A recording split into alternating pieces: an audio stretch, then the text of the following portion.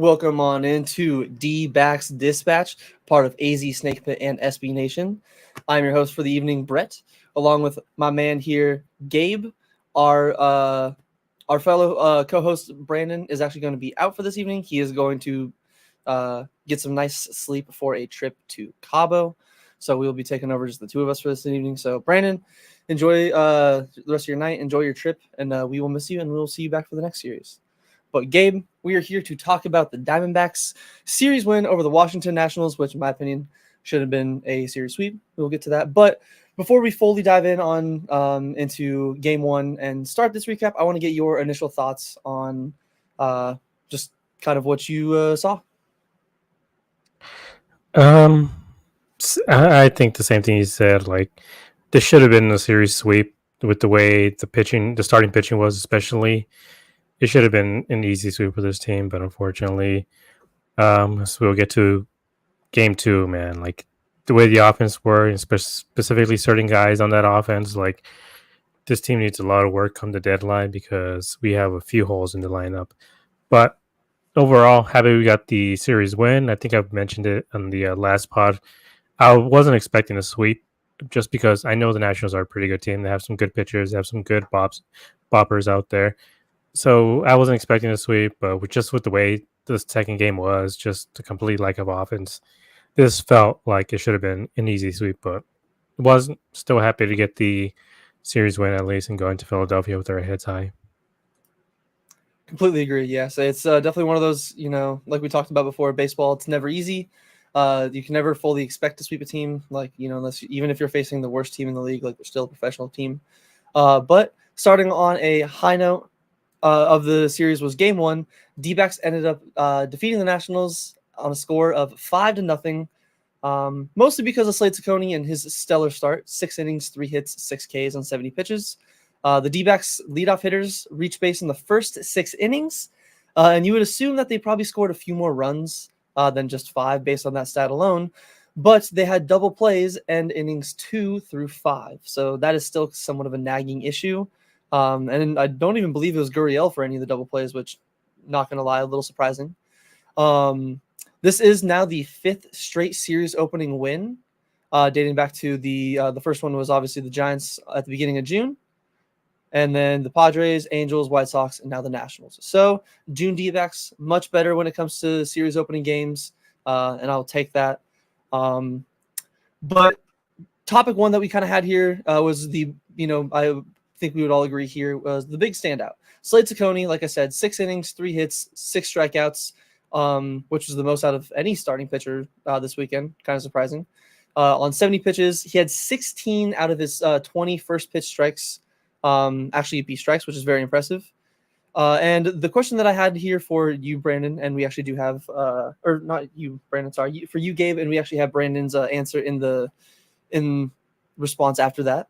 But is Slade discussed on the broadcast how a slight mechanical adjustment, which you actually did point out in our group chat the night before, so props to you, certified ball knower, that a slight mechanical adjustment was the key to success in this particular game. Do you think this could have been Slade's, move to the other side of the rubber moment that Brandon Pfaadt had last year? I certainly would hope so. I would need to see it against a better team. Like I said, the Nationals are a pretty decent team, but I would need to see it against. I mean, I know he's not going to pitch against the Phillies, but a Phillies type team coming up. I want to see what he's able to do with this new adjustment because. So the main difference was before, especially during that Angel series when he got blown out, and before that, he was landing on his heel most of the time. Every time that he would pitch, he would land on his heel, and the main adjustment that he did was landing on his actual foot. So that his foot, as soon as it lands, it's on the floor, it's facing the batter. That seemed to be the only real mechanical difference that I've noticed, and I know they discussed it a little bit on the broadcast the day before where Tom Candiotti was talking about him working with Brent Strom, and I know when he got taken out of the game, he hugged Brent Strom and Torrey. So it seems like that might have been the main thing that he changed. I didn't see the broadcast at that time. I was listening to the radio, so I didn't actually hear what the main difference was or what he talked about the main difference being. But from what I noticed, it was that, and it seemed like he had a little bit more control over his pitches. And I mean, it makes sense. You're not really supposed to land on your heel or even the ball of your toe. You're supposed to be kind of flat-footed when you land, but obviously everybody has their own different mechanics. But that's why they have like those little divots and stuff, like all the stuff that they were getting into fights with Jack Flaherty for. Like everybody's different, and hopefully this is a welcome change for Slade. Hopefully this can help fix him a bit, fix his issues going to the third time through the order. I'm not expecting him to be a 6 inning 1 run guy like this. If, like I said with Ryan, if he's a 5 innings 3 runs, fine by me. You still gave this team a chance to win. Yes, I believe because I was listening to it at work and I was even freaking out because again I remembered you even posting like the screenshots and they showed exactly on the broadcast when he was saying it was mostly just of his like landing foot, making sure it's like, pointing the right direction, the whole, I'm not going to misquote him and all that, but kind of like you were saying where that small little thing they pointed out, and it's kind of insane how, like in any little thing in baseball's that kind of game where it's a game of inches, not just a game of inches on the base paths or in the field with like making plays. It's a game of inches with pitchers, like just small incremental changes, just with literally how you're stepping, how you're landing. Like even when I saw that and they pointed out, I was like, yeah, that's a great point. Like, I could remember back in like high school and stuff and like my very not even close to professional baseball career pitching, and when I would land on my heel, very inaccurate. It would just like, kind of mess up. But Brandon, his thoughts was that he said he wants to see his next few starts to see if it's a true change or just a one-off with just this one start. He hopes that he can make an improvement because he has some solid stuff with his pitches, which I fully agree. Slade does have a really solid arsenal. I do like a lot of the movement that he gets out on his pitches. Obviously, like I said before, and we'll obviously cover it later in the next two games, he had the most strikeouts out of all the Diamondbacks starting pitchers this series against the Nationals. And it wasn't even like he put up like 10 or anything. He only had 6, which I guess in hindsight, pretty solid for this, this opponent and this team and all that. But I do kind of agree with him. And I believe Duncan in the chat where it's still a little inconsistent with him at the moment. I think he's still better on the road. I know we talked about that before. His road ERA just continues to improve, and I believe he'll get another road start. This last one against the Phillies on Sunday, which will be very nice to see. Hopefully he continue third one in a row. If he can do it for the third time, I will have fully bought in. That's a great point. As Daniel said, Slade has the swagger to be an elite pitcher, though. Yeah, that's something we talked about, the swagger that he has on the mound. Like he has the stuff to be an elite closer, an elite bullpen arm. And I'm not saying that in a negative way or anything.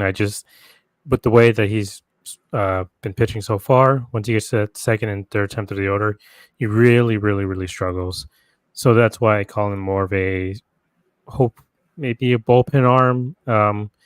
Although I would like to see, like, if this is a real mechanical change, he's able to improve. He's able to get through that around like that 3.5 to high 3 ERA that he had in Reno and all throughout the minor leagues. Like, I want to see more of him. I think, as Duncan is talking about now, like when we're healthy, we don't know what they're gonna do. Like, this is such a big if.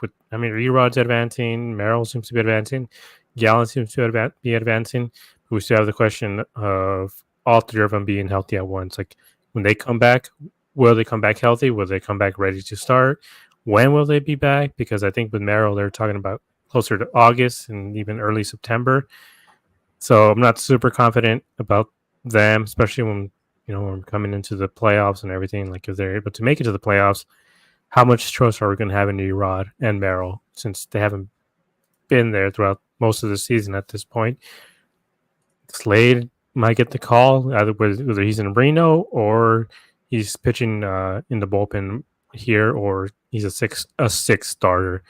But yeah, I do think he has a lot of swagger on the mound. I call him a bulldog for a reason. Like, he looks really good. He looks really intimidating. He has some certain mound presence that not a lot of these DBacks pitchers have.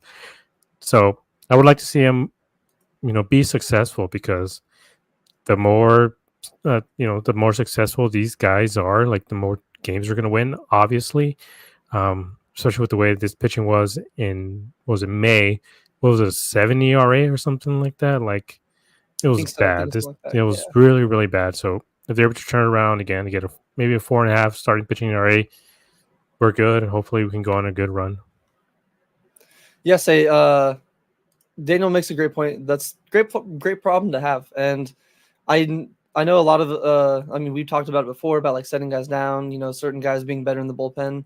It is, especially in the long run, like you said, you don't fully know what you're going to get with Erod or with Merrill when they finally come back. Like you don't know if they're going to fully be stretched out yet, where obviously again Slade's still inconsistent. He's still a young pitcher. He's still not going to be like not going to even have the same track record where you can kind of have an idea what you're working with, but you never know. You might at the time kind of hope to go with the guy that at least has some innings under his belt and is stretched out versus a guy that like, hey, if we can get 5 innings out of you, cool, we're going to take you out after that so you don't get hurt anymore. Yeah, especially because when they come back, they're probably going to be at a pitch limit, whether it's 75 or 85. You're going to need a Slade out there, either opener or coming in after one of these guys to piggyback off of them. Because, again, if we're coming into September and these guys are still on a pitch limit, like we're going to need him to be completely stretched out and be ready to go. Yeah, so I'm hoping that we do get Erod and Merrill back, and I believe Zach will come back sooner. We will talk about that a little bit later once we kind of wrap up this series. But moving on to our second topic and point of game one here that really stood out to me is Corbin Carroll and his hot stretch. In game one, he now extended, or at the time he extended his on-base streak to 18 games in a row. And over his last 15 games, I looked up these numbers today, so these do include, basically this entire series. But these last 15 games, he's hitting 327, 426, 500 for a slash with a 926 OPS, 17 hits, 5 doubles, 2 triples, 3 RBI, 9 walks to 5 strikeouts, and 4 stolen bases. I think the 9 walks to me was one of the most impressive parts about it. Is just still knowing, like we've been talking about it, he still had good at bats. It's just now it seems like he's not getting as screwed by umpires. It seems like the pitchers that are attacking him kind of up and in, either Corbin's spoiling the good pitches, and then the other ones are actually correctly being called balls. But yeah, as Josh says, I can't say Corbin Carroll's name now without just singing the Joe Hendry Corbin Carroll meme. So it's amazing. We believe in Corbin Carroll. Say his name and he appears. He did. Even in his last 30 games, 261, 352, 432. So it's a little bit of a bigger sample size. The average and the OPS isn't really as like flashy, but still really good to see, over a bigger stretch that he's kind of coming back to the player that we know him to be. So that's leading to my question that I have here for you, Gabe, is do you think that this stretch is an indication that Corbin is truly out of his early season slump? If not, what do you want to see from him that would actually convince you that he is fully back? Yeah, I think he's back. The only thing I would like to see from him is just more power, specifically home runs. Like a lot of the slug is coming from the doubles and triples that he's hitting, which is great. I love when he hits doubles and triples. It's so exciting to watch.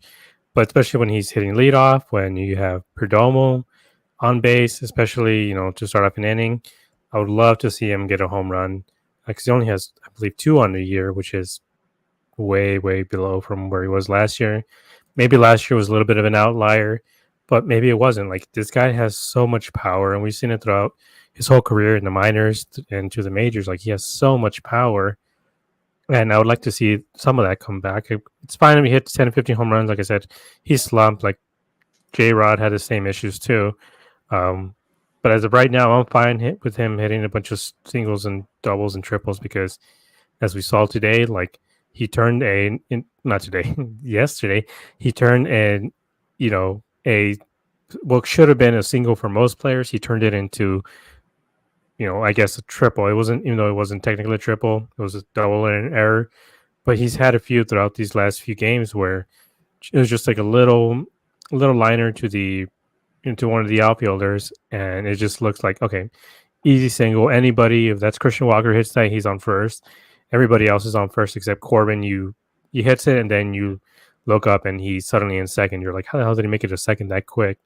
Then you see on the replay, it's like, oh yeah, this guy like bolted out of there super fast. Like, I believe he is back, but this might be who Corbin Carroll is for the rest of this season.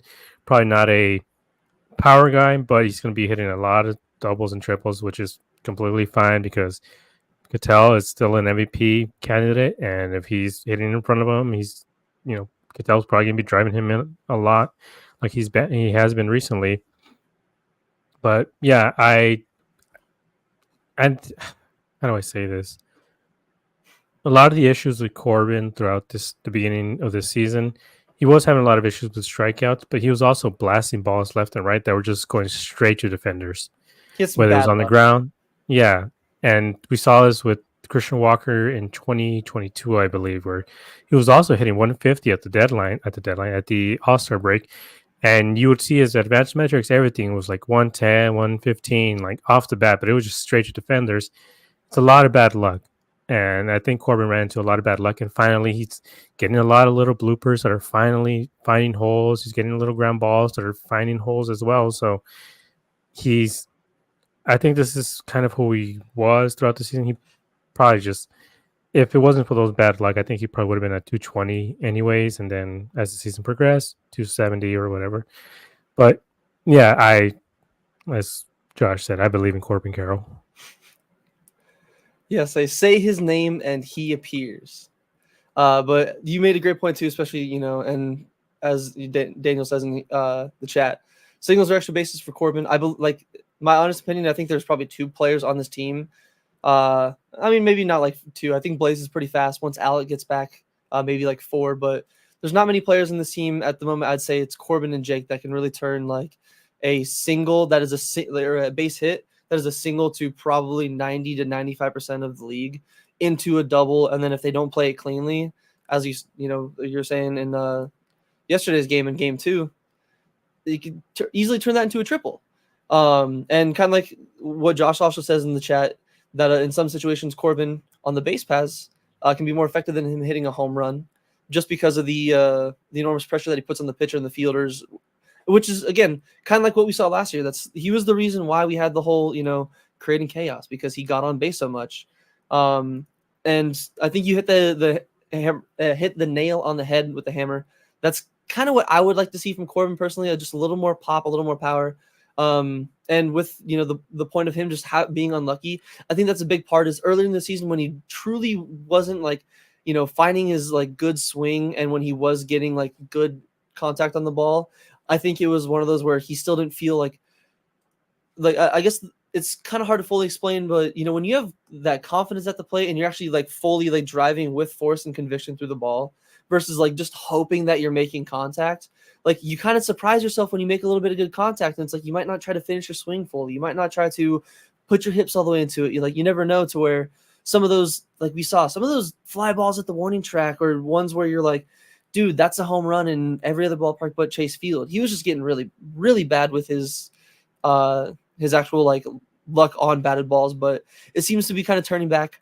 And I agree. I do feel he is at least back, maybe not fully to the rookie of the year Corbin, but I feel like he's back to the, we don't have to worry about benching him and sending him down to AAA. And getting to Brandon's opinion and all this, I think all of us are just in agreement on this. He says, I truly feel that Corbin has made it out of his slump. I feel he isn't getting tied up with pitches up and in as much, and he's really barreling up the baseball very well.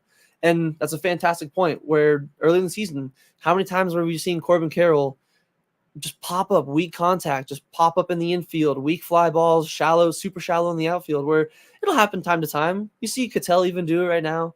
We see every baseball player. It's going to happen in the game. But it just happens much less than what we were seeing earlier in the season. And I feel that's another we're seeing a lot of good signs that kind of show that Corbin Carroll's fully turned the corner and is now on the upward trend to being back to, who we know he can be. Yeah, it's also one of those things where he had the interview maybe about a little over a week ago. He talked about the mental aspect of the game, where he said like he's not used to failing at any point in his major league career, or even in college, not college, high school. He was never used to failing, so I can see why that affects him mentally. And he's a tinkerer. We've talked about certain guys like Gallen. He's a tinkerer. He'll mess around with certain things until he feels like he's perfect. And with Carroll, if he's seeing that he's not doing as much damage, he's struggling a little bit more, he's going to keep tinkering until he feels like he finally finds something that works for him. When all it could be is literally just keep doing what made you successful this whole time, which is something that certain guys, like Paul Goldschmidt has talked about, where it's just see ball, hit ball. That's his philosophy, just see ball, hit ball. And I think maybe Corbin has to, because Corbin's a very smart player. He's very analytical. He really analyzes his swing, but there's times where you just got to like keep your same approach, trust the process that eventually those balls that you're hitting 425 feet at Chase Field, they're going to find gaps and they're going to go over the fence in other stadiums. But it's, you know, but I can see why in his point of view or his mind he can do that because, yeah, but if last year I swung a certain way and that ball, went over the fence last year, but this year it didn't, I'm going to think, okay, maybe I should focus on getting more height on that ball, maybe not have such a flat swing. He did have legit mechanical issues, like his bat was a lot flatter. He was kind of just chopping at the ball a little bit more. So it seems like he fixed that, and also his elbow extended a little bit more than it has now. He has to like tuck it in. But yeah, I think he's back. I mean, guys, bad players don't hit over 300 and have 900 OPSs in 15 to 20 game stretches. Yes, I'm fully ready to, spam that I believe in Corbin Carroll. Say his name, he appears everywhere. Like it's just going to be a daily occurrence now. But before we move on to game 2, the last point I do want to bring up is Josh makes a great point in the comments. I think part of his slump might have been too much of a focus on his power. Swing is much different now. It looks like he's putting the ball in play more than swinging for homers. I do think that could have been, because I know sometimes, especially, I can't fully speak for a professional baseball player. I can't fully speak for Corbin Carroll himself. But I know sometimes, even like when I was like hitting in high school, even like in MLB The Show, sometimes when you're mad, you're frustrated, you just want to take your anger out, and you want to especially if you know what the pitchers are throwing you, and they're throwing you fastballs high and inside, which is a good pitch where we know he can turn on it. We've seen him do it before. He knows he can do it. To where I think he might have just been trying too hard just to prove like, hey, I still am a threat to hit that pitch. Toward like Josh does now. I think he just kind of dialed back. It's like, hey, I can hit that pitch, but do I need to try to hit it for a home run every time? No, I can, now that they're playing him to the pole, it's like, look at that, get jammed on it. Just keep it fair, hit it the other way. Like if they're going to give you a free base hit with your speed, like learn to bunt it the other way every now and then. Like, especially if they're going to pull it that way. But moving on to the not so part of this series that, as we talked about before, should have definitely been, in my opinion, a sweep, is game 2. The D-backs were taken down by the Nationals 3-1. Brandon Pfaadt had a solid outing, went 6 1/3, 5 hits, 3 earned runs, 1 home run, 4 walks, and 0 strikeouts, which is very, very surprising for Pfaadt. Like, we know that he is nasty stuff. He's a swing and miss guy, but 0 strikeouts on the day, and once again had somewhat of a blow-up inning. Not going to fully put it on him because I think it's hard when your offense is literally not even at the ballpark, when it's basically you versus a team of 9. Patrick Corbin did get his revenge game. He looked like he was vintage Corbin, the one that we saw, the one that the reason why the Nationals gave him that money, and it looked like he got at least 1 game's worth of a check for that one. I believe he went 5 innings, 3 hits, 1 run, 3 walks, 7 Ks, 90 pitches, 11 whiffs. Disgusting. As I was saying, offense 0 for 5 with runners in scoring position. The only run we got was because of a Gabby bases loaded walk. And we'll get into it, especially as one of the later topics. The Nationals apparently just forgot to pay their electrical bill. They were late on their payment. So topic 1, the big elephant in the room, is the offense making Patrick Corbin look good. 2024 Patrick Corbin actually looking like a serviceable major league pitcher that this year has been talked about possibly losing his rotation spot. Going into the season or into this game, he was 1-7 with the 5.84 ERA. And as I said, 5 innings, 3 hits, 1 run, 3 walks, 7 Ks, 11 whiffs. He had Ketel Marte looking like I do in MLB The Show, swinging out of my shoes. 3 Ks for Ketel against Corbin alone. And the entire time I was just kind of sitting there, and it seems like a nagging issue, and made me want to ask you, Gabe, do you think it's a mixture of them being either 1-2 games or just being this close to getting back to 500, plus knowing they're facing a pitcher they should hit, gets in their head a little bit? Or do you think that Patrick Corbin was actually just did his homework, was locked in, just kind of one of those days where, even a blind squirrel finds a nut, and he just dominated? Yeah, I mean, just want to bring up, when the power went out, I thought there was like another insurrection or something going on at the stadium. But yeah, so I I blame the umpire for this game, which is normally something I don't do. Because I mean, they have to be better with runners in scoring position. But it's kind of hard to be better with runners in scoring position. When Corbin Carroll is going up there, who should have seen ball 4, but instead he saw strike 2, because the umpire just kept calling everything up and in, high, like outside, like ball 6 inches out of the zone. He was calling everything, and it's like, how are you going to hit any of that if the guy's just calling everything outside the zone? You can't put any bat to the ball in that area, and especially up to the right-handed batters, there's 3 or 4 where it was just way outside that he just kept calling over and over and over again. And like I said, I hate blaming the umpires, but also Corbin should have had like 3 or 4 more walks. He had counts of 3-0, 3-1 that should have been ball 4, and they weren't. They were counted as a strike. So then they have to swing.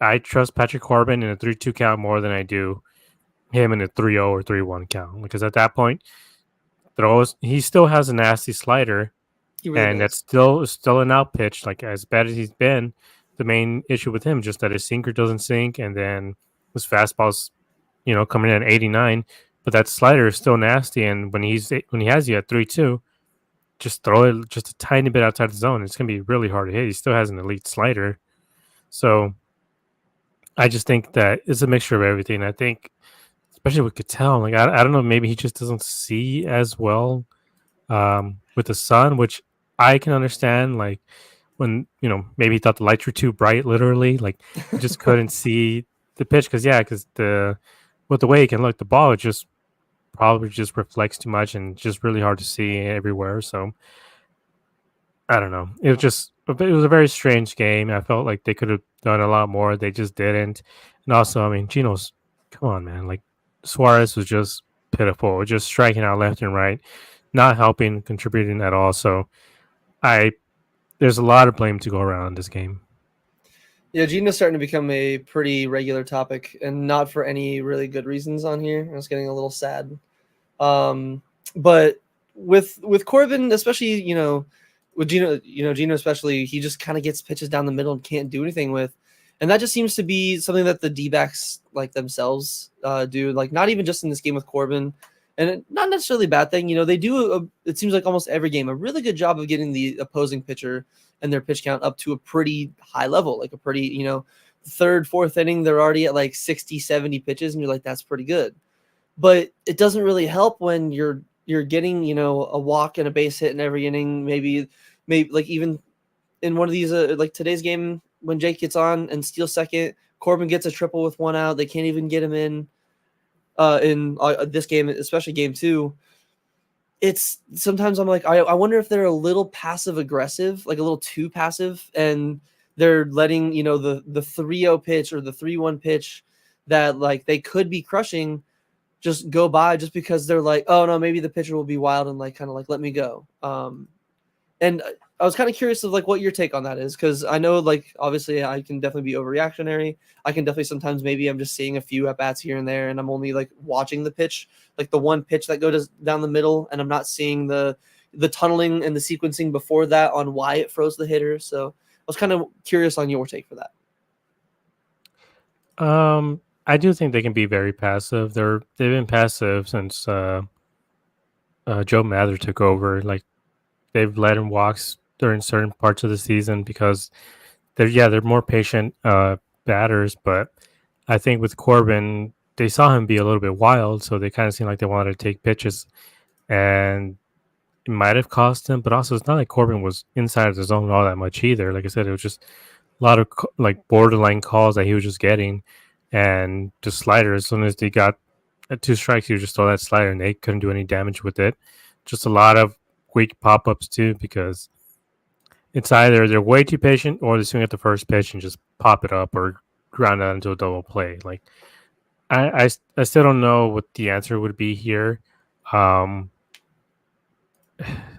because I mean we've talked about maybe doing something with Joe Mather, but with the way the offense is, it's not looking too bad. The only thing I can think of is just maybe some sort of preparation issue that they're going through. Um, Maybe again Patrick Corbin. I mean, he's statistically the worst pitcher in baseball for the last 3 or 4 years, and maybe at that point thought they could just tee off of him, and that could just work against them because they're expecting to, hit everything in the zone, and guess what? Patrick Corbin doesn't stay in the zone. That's one of his problems. That's why he has just so many walks. And with them being, trying to be a little bit aggressive or just swinging at the sliders down and in, down at the bottom of the zone, like it cost him. But also, I mean, Patrick Corbin is still a major league pitcher. He's like you said, he's a blind squirrel finds a nut. A a man sentenced to life in prison is still going to smile every once in a while. Like these things happen. Yeah, I think because Brandon, his take on it was he thinks that Corbin was just very motivated to pitch well against his former team, and that's another good point. Where I know it's not like he left here on like bad blood. There's nothing like that. Like especially out of a lot of the players from that era, or like that team with like Peralta and Pollock and Corbin, like the guys that Peralta left much later, but I think Pollock and Corbin left the same offseason. Again, I have nothing against Corbin. Corbin left and it was like a cool, like, hey, I got paid from the Nationals. Appreciate my time in the D-backs. Thank you guys for your time here. Shake hands, on our way. Not to say anything bad about the city and the fans, so that's why I appreciate Corbin at least for that. But I and do. it's only Cattell and Lovello, right, who are still there. Yeah, they're still the only two from the team. Yeah. Yeah, because I mean, none of the actual coaching staff were even there. But yeah, I do like Oscar's point that Blaze and Marte were the ones who had the worst of it. They looked ridiculous against. They looked like rookies, Dude, like to the point where Marte was slamming his bat. Like they looked bad, and like I don't know, maybe he just has something on them that they just look ridiculous against them. Or again, might have been just the fact that it was so bright outside. Yeah, that Washington batter's eye is a little funky. Again, I've never stepped foot in a single major league batter's box. I've never even really been behind home plate at any major league stadium other than Chase Field when I'm walking by. I don't really know what the batter's eye would look like, but at least some of the things I've seen is it looks like it can be pretty tough, and bright. But I honestly think it might just be me overreacting. I think you have a good point where Corbin just might have had some good stuff because I think he was even touching 92 on his four seam. I think he just had a little bit of extra stuff, like a little bit of extra juice in the tank. But I guess somewhat transitioning to, topic 2, because I mentioned it earlier, Brandon Pfaadt, usually a pretty big strikeout guy. Usually we're talking about him having, 7, 8, 9 plus Ks on a game on a pretty consistent basis. The fact that he had 0 strikeouts in this game, it wasn't like alarming. Like he still had a good game. It's just you don't see it that often. So with the fact that he had 0 strikeouts and all that, it made me want to ask you. He's usually a low walk, high strikeout kind of guy, but the Nationals got him to issue 3 free passes and not even a single strikeout. Do you think that was just him being a little bit off or tired because of the humid day? I know it was a little bit hot and muggy, or is it just one of those where the Nationals were really prepared for him and as a team just really patient? Like patient is in like they're not going to chase outside of the zone, but they're also like me and Brandon were talking about it before. They're really aggressive. Like they would not get into many. They weren't going to let you see even in Slade game 1, Brandon game 2, and then when we get into for game 3 for Ryan, they weren't letting many of these guys get into like a 3, 4, 5 pitch count to even like have a chance to strike them out. So I'm curious, do you think it was the weather? Do you think it was Pfaadt just being a little bit off of his game and not being as sharp with his command, or the Nationals just genuinely like did their homework? I think it's a combination of all of it. I feel like they're trying to move Pfaadt into being more of a, also being able to get outs, relying on his defense. Like his last few starts, he has gotten a lot more ground ball outs than usual. He's not focusing so much on the high strikeouts as he usually was before. So that would mean making certain pitches and certain counts, but it just seemed like they were laying completely off that was it the slider thing that he has, that really nasty pitch that Oh, just, sweeper. yeah, the sweeper. They just seem to be laying off of that completely. So he wasn't getting the swing and miss on that one. So I don't know if it was just the Nationals were prepared for that, or if they just, I mean, it was hot, it was humid, so maybe he wasn't just able to get the grip on the ball the exact same way. Maybe just with how wet and humid it was, like maybe his hand just wasn't able to get the right grip or something on his pitches. So, but I'm not worried about him. I do think it does affect him a lot when he doesn't get run support, because the last time he got run support, well, he pitched 7 innings and 1 run or whatever it was this last time. But he every time that it's 1 run or no runs, he starts to nibble a lot. And he's not able to get as many strikeouts because he's nibbling so much. He's around the corners. He's not attacking batters, and he's the most effective when he's attacking batters because his stuff is just so nasty. It doesn't matter if it's in the zone; he's going to strike you out anyways. But I just the offense needs to help him. You can't score 1 run. Brandon Pott pitched very well. Yeah, he allowed 2 runs, and then Ginkgo, he came in, he allowed the runner to go in, so that counts against him, which I've always hated, especially because he was on first base. It's not like, you know, he was on third and then just a little pop or whatever made him go in. But I also Ginkgo was put in an impossible situation. He had runner on first, no out, so he kind of had to be a little bit perfect in that situation. Yes, I do think Josh, he made a point in the chat a little bit ago. And I believe you even mentioned it earlier too. It is getting a little concerning, the trend of the offense just not showing up on days that he's pitching. I don't know if it's them just doing maybe going that sigh of relief, because I know sometimes it can happen when your ace is on the mound. You're a little more relaxed, at least right now currently with most of the team hurt. He is our rotation ace. Like, I like Monty, but I'm sorry, Fott's the ace at the moment, where maybe they're kind of like a little too okay with it, and they're just like, you know what, as long as we get a few runs, we're fine. And like, I know that's not what they're doing. Like, I know that's not the mentality like any baseball team is going into it with, like, just a few runs, we're fine. But it just seems like that's happening specifically with Brandon Pfaadt starts. And then to the point that about the humidity, Josh also makes a great one where I guess him growing up in Louisville, Louisville. That was I just butchered that entire thing, Brandon. I apologize. But I guess maybe he might be a little used to it. So I think it is just to Oscar's point here. I think it was just the Nationals just being really aggressive in this game and just the series in general. Like, they were ready to hit. They showed up and they were like, all right, like, especially Fott is what, the third or fourth highest in the league in all of baseball when it comes to called strike percentage. So they know that he fills it in the zone. So I don't think they were going to let him like even get the chance to get to, because they've obviously done their homework. They know he's got nasty stuff. I'm not going to let you get to 0-2 and throw me a disgusting sweeper away or a backdoor sinker that just makes me look like a fool. I think. Oh yeah. So Brandon, he was saying, I think the Nationals approach the whole series kind of like was Gabe, or not Gabe. God, I'm butchering all the names tonight. I apologize. This is why Brandon hosts, I guess, right? But as Oscar was saying, and Brandon agrees with him, the whole plan is to attack stars early in the count. All three stars had very low pitch count in the first 5 innings. Slade had 58 pitches through 5 in game 1. Fott had 50 pitches through 5 in game 2, and Nelson had 53 pitches through 5 in game 3. So, yeah, I do think it's just the Nationals were just ready to come out and just swing and be like, hey, we're the old school baseball. It's kind of like that Sunday league where they're like, hey man, we're here to play some baseball. Throw me in the zone. Let me swing. Let's get it going.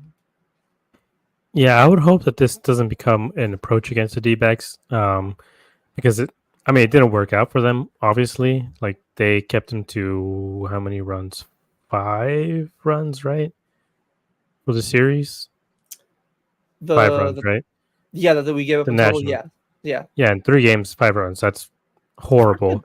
But horrible for the Nationals. Yeah.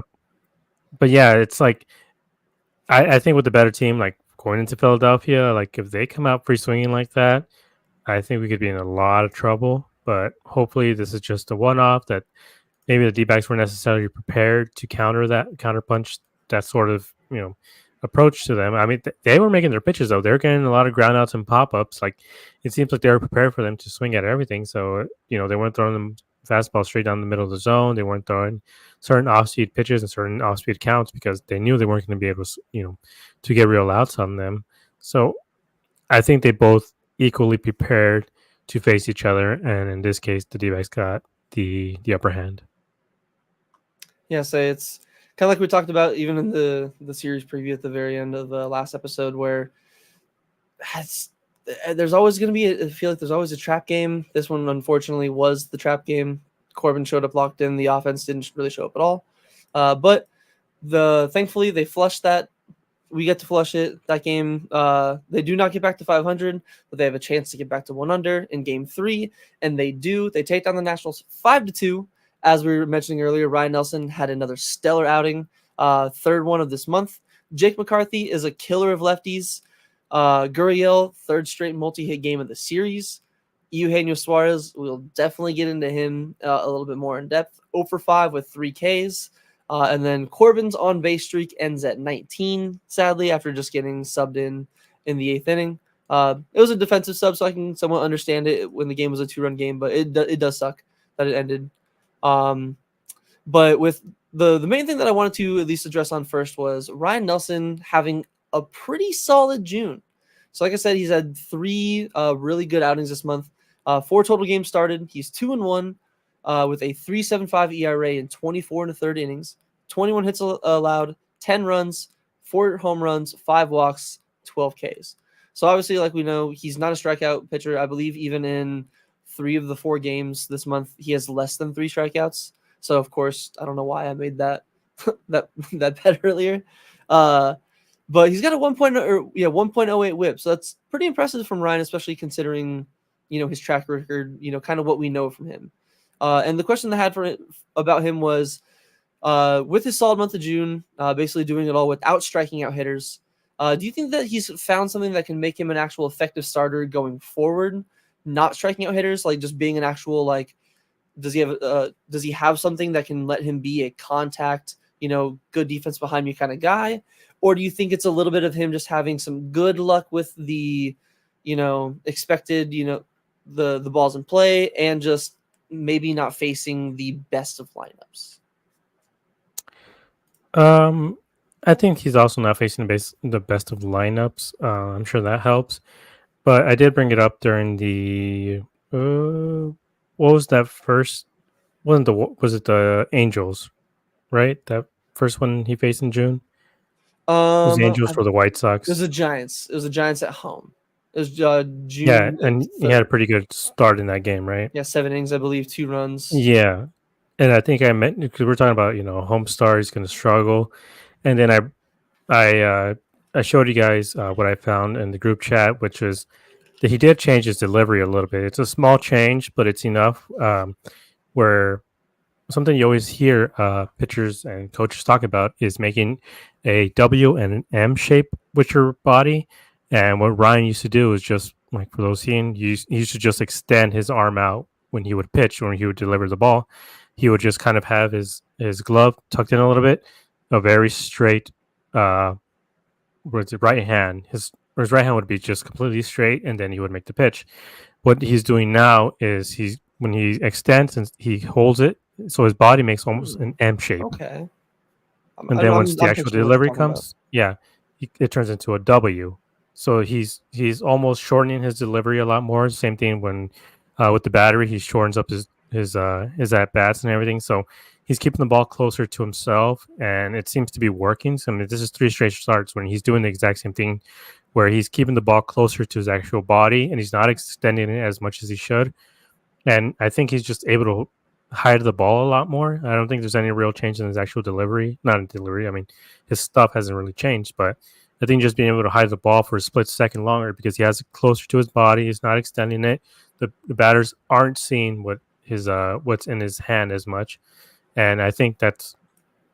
I mean, like I said, it is 3 straight bad ish. I mean, the Nationals are pretty decent, but it is 3 subpar offenses. Again, the real test comes when they face the actual really good offenses. I want to see what he is. But as I said, same with Coney, 5 innings, 3 runs. That's all I ask out of guys like those. Yes, I definitely. I mean, again, I can definitely be a half glass full guy, especially with like pitchers and all that. But this was definitely not what I was expecting from Ryan. And you make a great, I think the hiding the ball better with like changing a little bit of his delivery. I think that is definitely a big thing with it. And it kind of makes me think a little bit of like how Paul Sewald is so effective, because Paul Sewald has 2 pitches. He has, well, I guess now 3. He has a changeup, a sweeper, and then his fastball. His fastball is not blowing anybody away, but we see so many times where genuinely, like, even I make jokes about it just to anybody I can say to when he's pitching. Just watch him. He'll throw, like, he'll literally be like, here's a fastball down the middle. Have fun hitting. Here you go. Here's another fastball. Try to hit it. Like, sometimes it works out bad. Game 1 of World Series, Vietnam flashbacks. Okay. And sometimes it works really well. This season it's been working really well. And that's what kind of I was getting a little bit of a vibe with Ryan, where he's still getting really hittable pitches. Obviously, even this month, he's still giving up, he's still susceptible to the home run ball. He gave up 4 this month alone, 2 obviously today. It wasn't like they were like full on moonshots either, but still home run's a home run, still went over the wall. But the fact that it seems like he's getting away with some more pitches just in the center of the zone, where it's not like you didn't just like develop an insane pitch overnight, like anything like that. But I definitely think that, you make a great point where that small little bit of, hiding the ball just for a split second longer changes every bit of film and tape that people already have on you. And next thing you know, oh, that one giveaway or whatever, one key, like I don't know what I'm looking for anymore, to where that fastball down the middle, that doesn't look like a fastball down the middle until the last second, to where maybe they're thinking, oh, it's a cutter just off the edge of the plate, or maybe it's his slider. I feel like he's been using his curveball even a little bit more that we haven't seen. He's been kind of more like a fastball cutter slider guy, and he's like breaking out the more, loopier curveball. I feel like, again, it's like 10 pitches a game at most. Maybe I don't have the numbers in front of me. I could be mistaken, but I feel like the number's increasing a little bit as we go. But Brandon, his thoughts on Ryan is like, he says, I think Ryan found out his stuff is very easy to hit. He's trying to get weak contact, which you saw a lot in today's start. And I believe he agrees with you, Gabe. He doesn't care if he strikes out a lot or little. Just throw a solid 5 to 6 innings. We know what this bullpen can do. If you can just give us the chance and just keep the team in the game. Sometimes, like Brandon fought in game 2, he kept the team in the game. 6 1/3, 3 runs allowed at most. Like that's keeping your team in the game, and your offense is fully letting you down. Like, you can't be mad at the pitcher. If Ryan and Slade can start doing that every 5th day, then hey, like we were talking about earlier, that's a great problem to have, and I would love to see that continue. But to transition into the, I guess, not so fun part of topic of game 2 that somewhat stuck out to me at least, and I know, Gabe, you wanted to kind of go into it a little bit, so I'll make sure I get through this quick so you can have the floor and spit and cook over there. The battle of Gino and Blaze in their split time at third base. I guess third base DH, because I feel like they're both getting some equal time DHing. Since they made that announcement on, what was it, the 11th, you said, Gabe? Yeah, I think the beginning of the Angel series. Blaze is 4 games, 12 at-bats. And this is all per Fangraphs and their splits tool. 4 games, 12 at-bats. He has 1 hit, 4 strikeouts, slash of 083, 154, 083, 237 OPS, and a -27 or -27 WRC plus. He still's errorless at third base. Isn't amazing over there. Has a good arm, makes some okay plays. But then Gino at the plate. He 6 games, 17 at-bats, 4 hits, 3 singles, 1 home run, 2 runs, an RBI, 6 walks, and 5 Ks. Obviously, his slash is looking a little better, 235, 480, 412. OPS of 892, pretty much mostly just due to his walks. So it's still, obviously, the numbers on paper look really good. But I don't feel like the... Yeah, Josh, great point. Is it a battle Gino doesn't know he's fighting for? I mean, he knows he's fighting for his life at this moment. He's fighting for his life. But it's...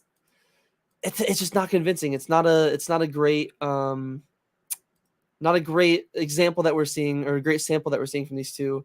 So it kind of made me wonder. I know it's been a very short, sample. It's literally been not even a full like 2 weeks since the announcement of them splitting time.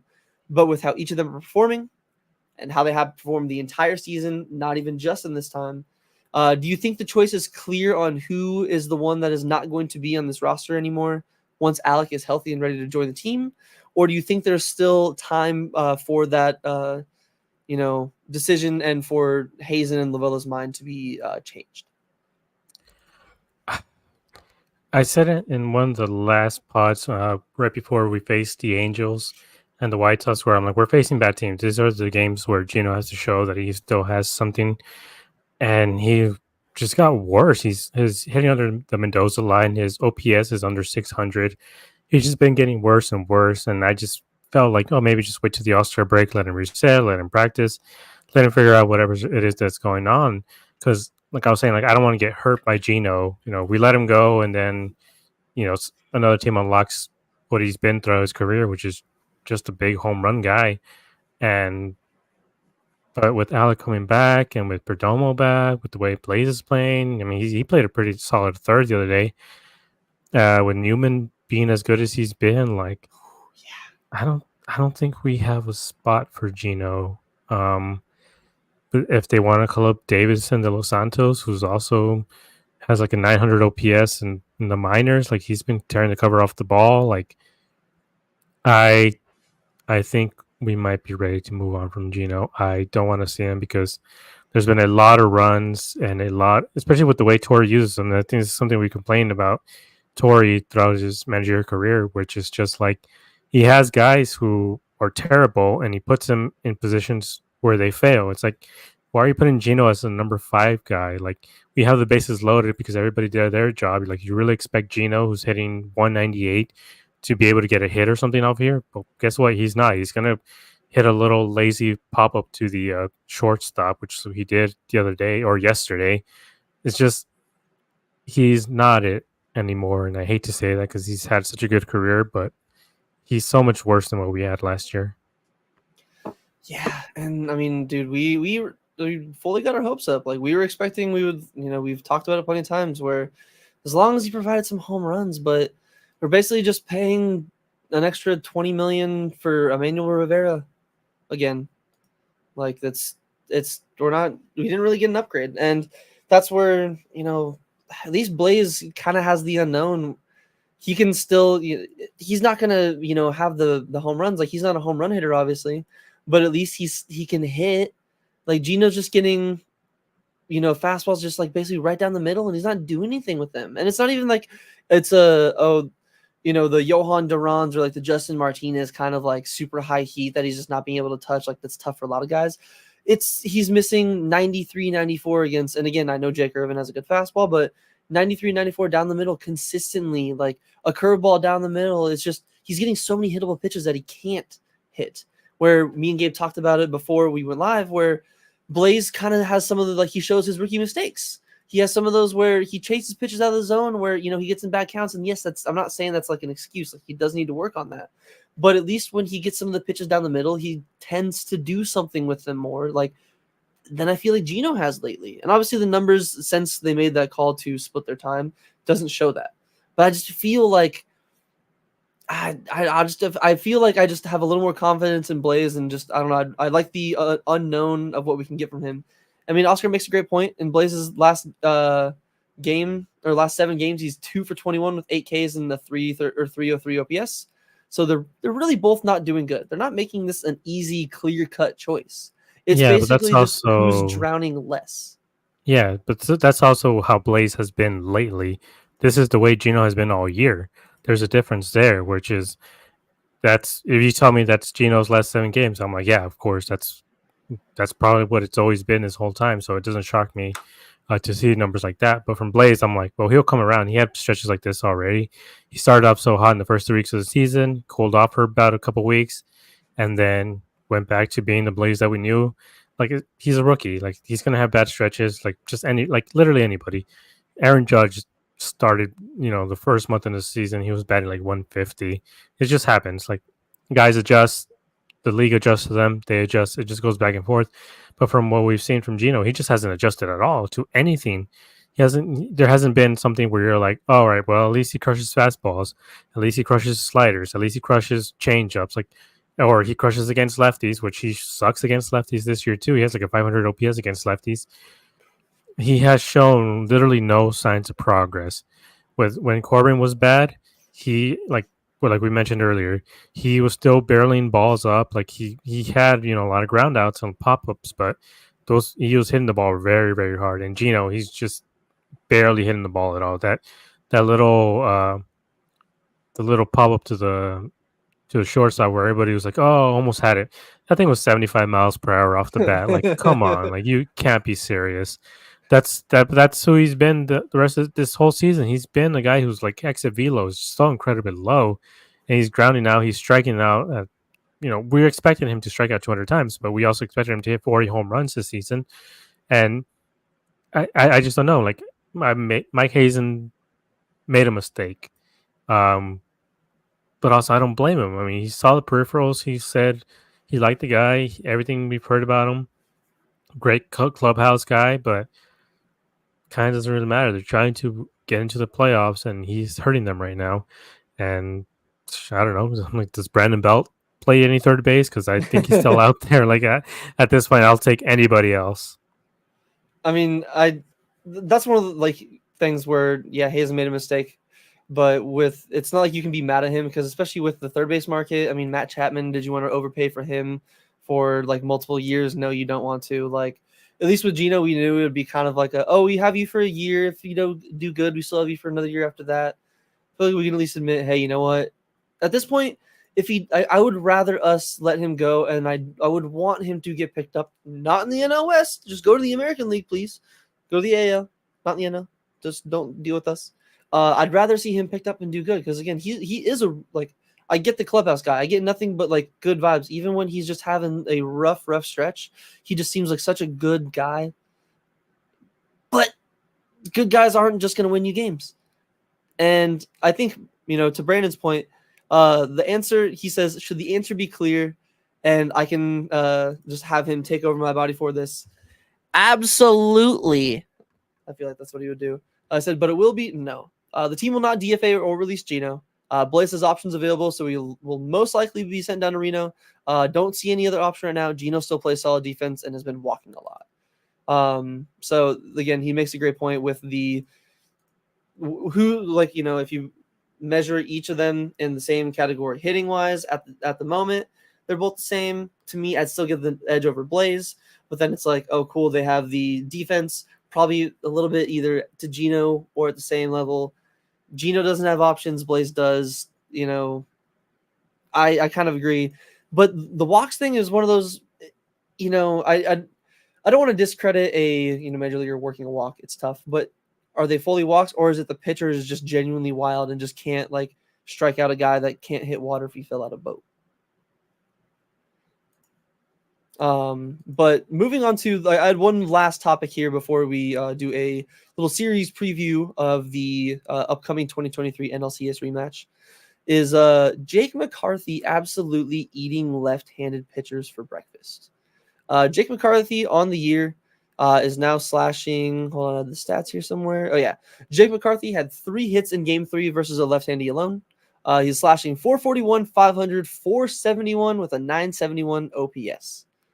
Just genuinely insane. Again, I think it's in 50 something at bats, maybe 60. So it's not a major sample size, but it's enough to where this isn't it was the opening day series and he faced a lefty and went 2 for 4, 2 for 5. He's genuinely hitting lefties really well. And it made me curious to, obviously Jake McCarthy deserves more at bats in this lineup versus left-handed pitchers, but we criticize Torrey. We obviously, that's what we do as fans. We second guess some of his decisions. So now it's time for you to put yourself in, not just you, Gabe, but you guys in the chat, you guys listening at home on the podcast, whether we're live or not. Put yourself in Torrey's shoes. How would you go about making the lineup to where you can get Jake in there and actually bounce enough to take advantage of his ability to genuinely get on base consistently and create chaos against lefties? Yeah, if they're going against lefties, I think it should be Gurriel, Corbin, and Jake. Against righties, I think you can probably pencil in Alec there, but just because Alec has never done good against lefties. So if Jake is raking, then just keep him in there. He can also DH against lefties. I know we have Grichuk um, to DH against lefties, but why not just put him in there? Like I think there's a lot of ways that we can pencil him in to where he has anywhere from 10 to 15 at bats a week. I think his playing time is going to be diminished. We talked about if he gets traded, like his value is at his highest it's ever going to be at this point. Uh, I don't want to see him go, and because, like I said, he's going to hurt us in the playoffs, like no matter Yeah. where he goes, and I don't want that to happen. If it does happen, just maybe send him to the Red Sox or something. Maybe like I don't feel like they're going to make the playoffs, but yeah, this is a good problem to have. Like especially with the way the season had gone. Like at least Corbin is back and he's making these decisions a lot tougher than they were earlier because it just seemed like send Corbin down, uh, keep Jake up and everything. But I think I think you probably put him in a couple times as a starter a week just with how many lefties there are in the league nowadays. Maybe protect Alec a little bit more, especially coming off an injury. Have him mostly just face the righties and then pinch hit situations or whatever. Once they bring in other lefties or other righties, just you mix and match. Yeah, say you and Brandon. I think probably all three of us, and I would assume probably most of us are, whether it's in the chat, even Josh. So maybe all four of us here. Power Rangers unite on the same page because Brandon thinks that personally the outfield is not an easy decision. 3 spots in the outfield, you have 5 players that deserve it: Corbin, Jake, Gurriel, Grichuk, and then Thomas when he's back. He believes the same thing as you. When Alec gets back, send him against lefties, ease him back in due to the hammy. Don't want to rush him back in. Kind of like how Perdomo right now is even having his mandatory days off after like every 2 games. They don't want him to push it. I mean, he's obviously making some hustle doubles, so Domo's perfectly fine. Hopefully the same can be said about Alec when he's back, but ease him into it. And just purely go not even like Brandon, we were talking about it before. He does not even going off of just if it's a lefty automatically. Like look at has Jake actually faced this lefty before? What are his stats? Like, is he genuinely like 0 for 10 against this lefty? Maybe he doesn't need to start against this guy. Like maybe this guy just has something on Jake, or Jake just doesn't have something on him. Like don't need to worry about working. It's not spring training. You're not going to work through a guy in regular season. Like just go for the better matchups. But he's hitting 445. Like dude's hitting 445. He has to play against most left-handed hitters. Like you're not going to play Jock against the lefties. I mean, I think Jock could still hit. I think Jock would probably be just a more powerful Jake at this point. He could still have good at bats against lefties. But I don't know. Yeah, It's going to be a tough decision. Yeah, like the issue with that sort of thing about like career numbers rarely ever work out. Like kind of only works out for Christian Walker versus Clayton Kershaw. Like other than that, it doesn't matter. Like everybody was defending Torrey's decision yesterday to play against with Gino being put in as a DH against Corbin over Jake, with everyone saying, "Oh well, Gino has 1,000 OPS, career against Corbin, which 20 at bats, but also that's not this season. That's previous season. That's old Gino. This isn't who he is now. Like baseball is very much a sport of what have you done for me lately. Like just because you had success before doesn't mean you're gonna have success against the same guy. Because guess what? Maybe he adjusted. Maybe you suck now. Like things change. So if Jake is going good against lefties, he's seeing them really well, put him in. Why are you putting in Gino, who hasn't done anything against lefties this whole season? So I want to see Jake in there more against lefties. I don't want to see Gino especially in the DH spot. Like he doesn't deserve to be in a DH. Like at least he plays good third base still. He can still defend, but not as a DH. I don't want to see him there. Yeah, say the second half of Desert or DH is hitter, and he's not been much of a hitter this year. So definitely need to see Jake get in. Sadly, there's only going to be one lefty in this upcoming series, so he'll only have one start, probably one game, an opportunity to start. Actually, no, because they'll probably still start against some righties, knowing Torrey. But hopefully he starts on all three. You never know. But the D-backs, like we said, wrap up that series, taking 3 from the Nationals. Now we're 1 game under 500 and have a very, very huge series coming up against the best team currently in the National League and the second best team in baseball, who's only 2 wins behind the Yankees for the best record in baseball.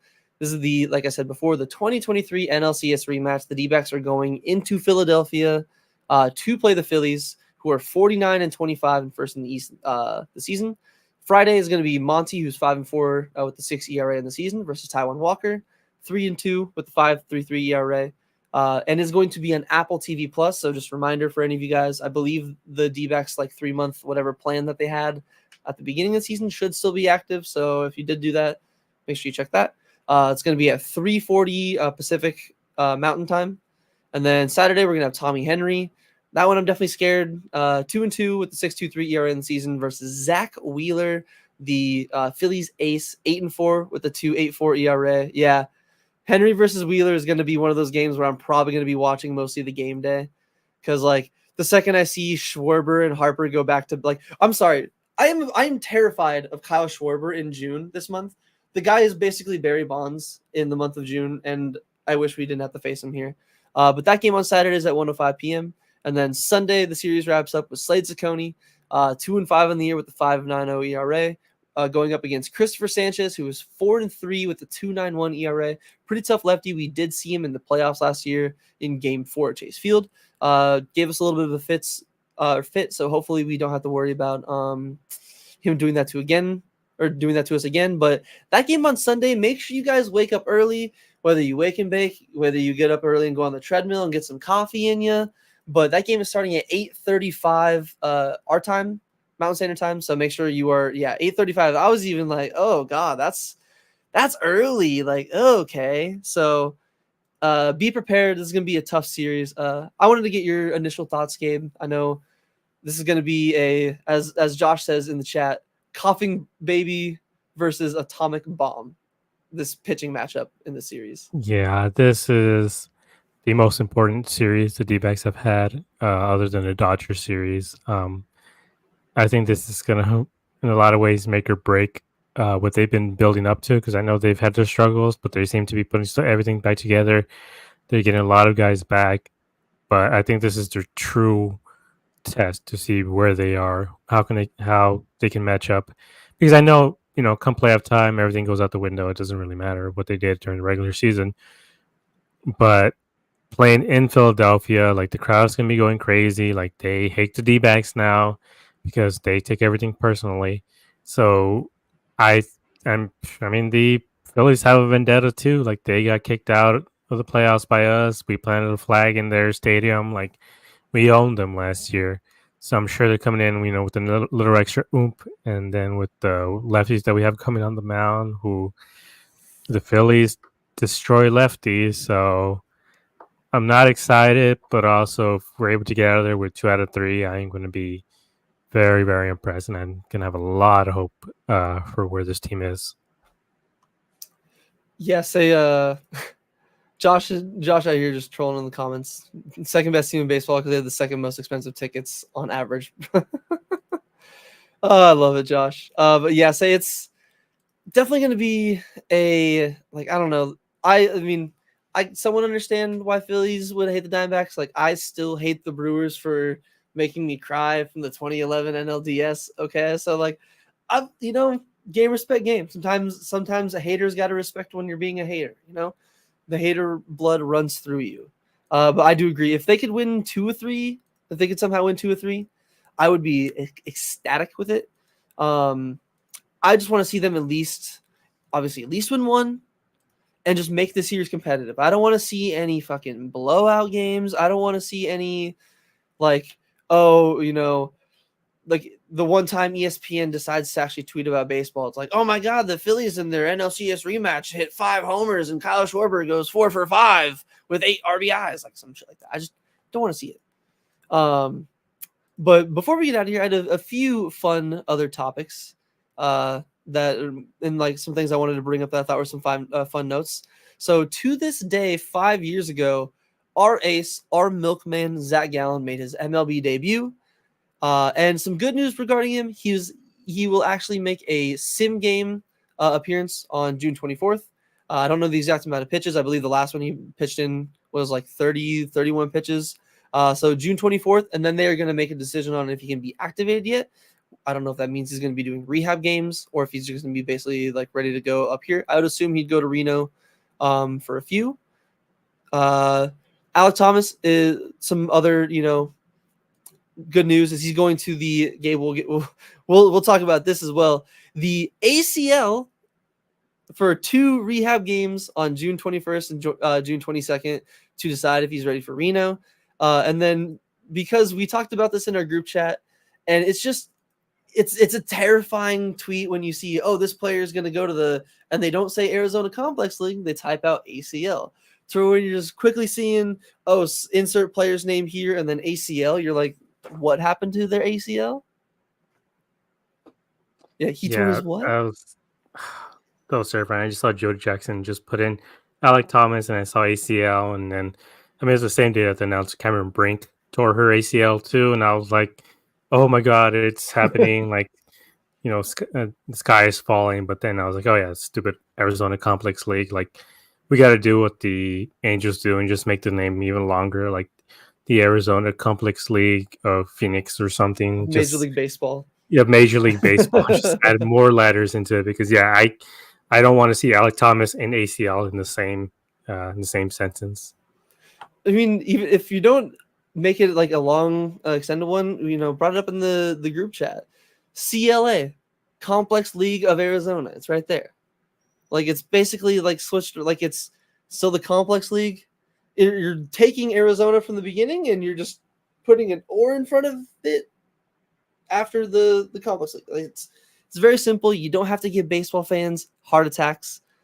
Please, MLB. Do we just need to petition you? I don't know what it is. But Alex Thomas going to be back for some hopefully rehab games in Reno within the next week. One of the more positive off the field, or not positive, but one of the notes off the field with this Philly series is Mama C Walk's home cooked meatballs are back on the menu, boys. Hopefully it can power Christian Walker, maybe Blaze Alexander, maybe we'll see Corbin Carroll get his first home run since, like, I don't know, a month ago. Maybe we can start to, not blame it, but use the home cooked meatballs will be the new home run dugout celebration if they go off this series. Maybe that's all they need. And then the last thing, I don't know if you watched any of tonight's game, Gabe, between the Giants and Cardinals, or any of you guys in chat, but the Rickwood Field game was an absolute 10 out of 10.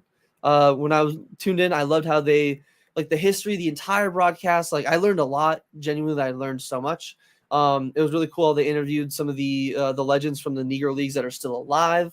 I will try to find it on our socials and retweet it. Reggie Jackson had a really, really powerful speech and his recollections of, his times playing there, where it's not all, roses and, sunshine. But I wanted to, get your thoughts on it before we get out of here, Gabe, on the Rickwood Field game and them giving some tribute and paying homage to some of the old players that definitely deserve the light shine on them. Yeah, I mean, it's always really cool when baseball does games like this, like the Field of Dreams, even though it's a garbage movie. It's still always fun to watch them play, these older little cool, funny looking stadiums and stuff like that. Don't really know why I picked the Giants and the Cardinals, kind of a random pairing, but it was fine though. I saw half of the game, or at least part of the game. I think they did it for the historical reasons. I believe that's because, like, again, I don't know exactly, but I think maybe the teams might have been somewhat based in. Again, I don't fully know, but it was a little weird how they picked it. I mean, the Giants were from New York, and the Cardinals were always in I don't know what their minor league teams were, though. That's kind of what, like, maybe that. Yeah. Yeah. Well, I mean, either way, it's always fun when baseball does stuff like this. Like, I would like to see them do more because it does bring in new fans.